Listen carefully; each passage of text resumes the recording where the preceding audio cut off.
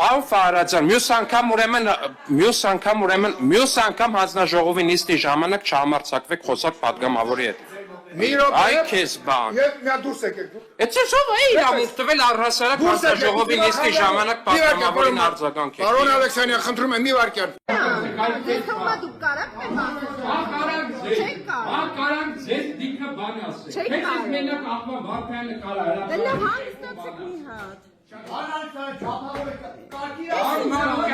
դուք ձեր չափը ճանաչեք։ Ուրեմն դուք ձեր չափը ճանաչեք։ Հերիքը քեզ եղավ է մյուս անգամ ձերին չմարցակեց։ Հերիքը լրագրողների տիրակապը։ Լրագրողների օմբուդսմենն է։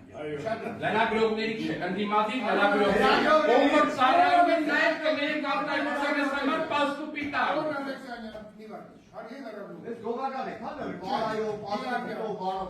Գողականը, պարոն Մանուկյան, ձեր շեֆերն է, ու ձեր շեֆերի շեֆերն է, պարոն Մանուկյան։